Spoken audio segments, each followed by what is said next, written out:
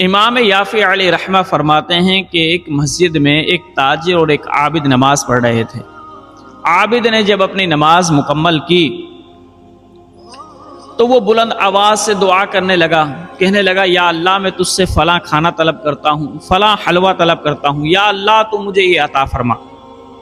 تاجر نے جب یہ سنا تو وہ کہنے لگا عابد سے کہ اگر یہ کھانا تو مجھ سے مانگتا اور یہ حلوہ تو مجھ سے مانگتا تو میں تجھے کھلا دیتا، لیکن تو نے ریاکاری کی ہے، تو سنا مجھے رہا ہے، دعا اللہ سے کر رہا ہے، اس لیے اے ریاکار اب میں تجھے کھانا نہیں کھلاؤں گا۔ اب اس تاجر نے بدگمانی کی عابد کے بارے میں، حالانکہ بدگمانی اس تاجر کو کرنی نہیں چاہیے تھی۔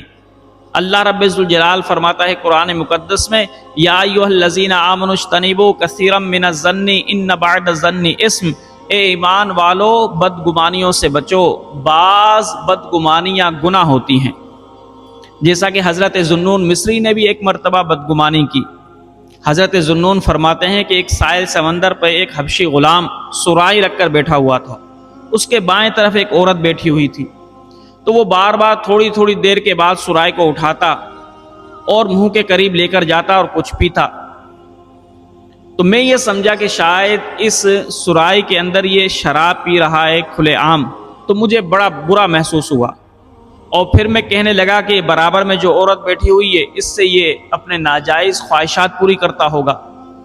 لیکن حضرت ذوالنون فرماتے ہیں پھر کیا ہوا، ساحل پر ایک کشتی آئی، اس میں 7 افراد سوار ہوئے۔ جب وہ کشتی تھوڑی دور گئی تو وہ ٹوٹ گئی، لوگ ساتھ کے ساتھ اس کے اندر سمندر کے اندر ڈوبنے لگے، تو وہ بچانے کے لیے فریادیں کرنے لگے۔ تو وہ حبشی غلام دوڑتا ہوا گیا، 1 کو 2 کو 3 کو 6 افراد کو وہ نکال کر لے کر آ گیا، 1 کو سمندر کے اندر ہی چھوڑا، اور مجھے دیکھ کر مسکرا کر کہنے لگا اے ذوالنون 6 کو تو میں نے بچا لیا، اب 1 کو تم بچا لو۔ لیکن حضرت ذوالنون فرماتے ہیں میں گھبرا گیا اور میں نے اس حبشی غلام کو کوئی جواب نہ دیا۔ پھر وہ ساتھ میں شخص کو بھی نکال کر لے کر آ گیا، نکال کر لے کر جب آ گیا تو میرے پاس آیا اور کہنے لگا اے ذوالنون، مسلمان کے بارے میں بدگمانی نہیں کرنی چاہیے، اس سرائی کے اندر شراب نہیں پانی تھا جس کو میں وقفے سے پی رہا تھا، اور تم جو میرے برابر میں عورت بیٹھی ہوئی تھی اس کو فاحشہ سمجھ رہے تھے، حالانکہ وہ فاحشہ عورت نہیں ہے بلکہ وہ میری ماں ہے۔ تو حضرت ذوالنون فرماتے ہیں اسی وقت میں نے اللہ کی بارگاہ میں توبہ کی کہ یا اللہ اب میں کبھی بھی کسی مسلمان کے بارے میں بدگمانی نہیں کروں گا۔ الغرض اس عابد نے تو تاجر کو کوئی جواب نہ دیا، وہ مسجد کے کونے میں بیٹھ گیا۔ لیکن کچھ دیر کے بعد تاجر کیا دیکھتا ہے کہ ایک شخص تھال میں کھانا لے کر آیا اور اس عابد کے سامنے رکھ دیا۔ جب سامنے رکھ دیا تو اس عابد نے تھال پر سے کپڑا ہٹایا اور کھانا کھانے لگا، تو تاجر نے جب کھانے کو دیکھا تو حیران ہو گیا کہ جو دعا اس نے اللہ سے کی تھی وہی کھانا تھال کے اندر موجود ہے اور حلوہ بھی موجود ہے۔ تاجر بڑا حیران ہو گیا۔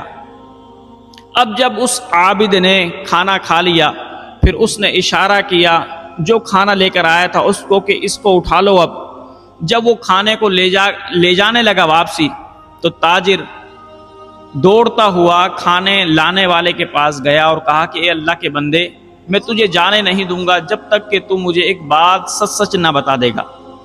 اس آدمی نے کہا کہ بھائی پوچھو۔ تو تاجر کہنے لگا یہ بتاؤ کیا تم اس عابد کو جانتے تھے؟ تو وہ کہنے لگا نہیں۔ تو تاجر نے کہا پھر تم نے اس سے کھانا کیوں کھلایا؟ کس نے تمہیں کہا ہے کہ اس کو کھانا کھلاؤ؟ تو وہ شخص رونے لگ گیا اور کہنے لگا اب میں مسجد کے اندر ہوں تو تجھے سچ بات بتاتا ہوں کہ میں ایک مزدور پیشہ شخص ہوں، مزدوری کرتا ہوں۔ میری بیوی اور بیٹیاں بہت دنوں سے اس کھانے کی فرمائش کر رہی تھیں اور اس حلوے کی فرمائش کر رہی تھیں۔ میرے پاس پیسے اتنے نہیں تھے کہ میں یہ کھانا ان کے لیے خرید سکوں۔ تو آج صبح کو میں مزدوری پر گیا تو میرا مالک مجھ سے اتنا خوش ہوا میرے کام سے کہ اس نے مجھے 1 مسکال سونا دیا۔ تو اس 1 مسکال سونے سے میں بازار گیا اور ان کا مطلوبہ کھانا خرید کر لے کر آیا، اور پھر میں نے اپنے گھر والوں کو دیا، اپنی بیوی کو دیا، کہا کہ اس کو پکاؤ، ہم شام کو مل بیٹھ کر کھائیں گے۔ اب میری بیوی تو کھانا پکانے کے اندر مصروف ہو گئی، اب میں سو گیا گھر کے اندر ہی۔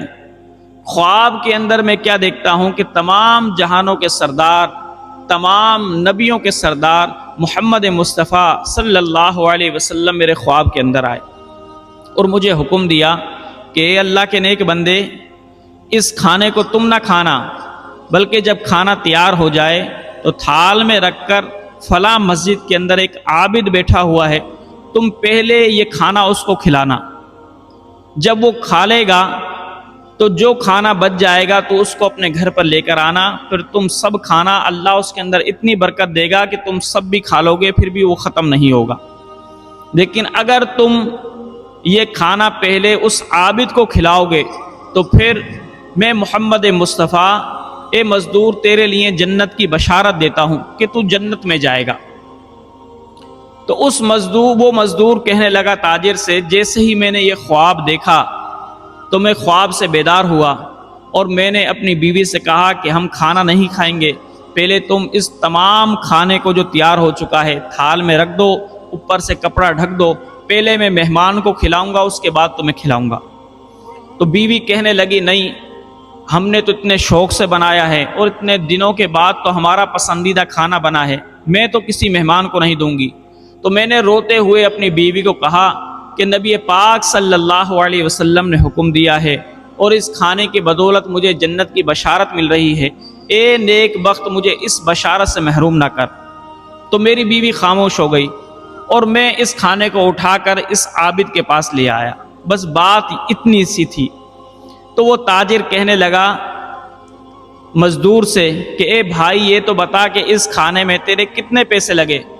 تو وہ مزدور کہنے لگا 1 مسکال سونا۔ تو تاجر نے کہا میں تجھے 10 مسکال سونا دیتا ہوں، اس ثواب کے اندر مجھے بھی شامل کر لے۔ مزدور نہ مانا، اس نے کہا اچھا بھائی، پھر میں تجھے 20 مسکال دیتا ہوں۔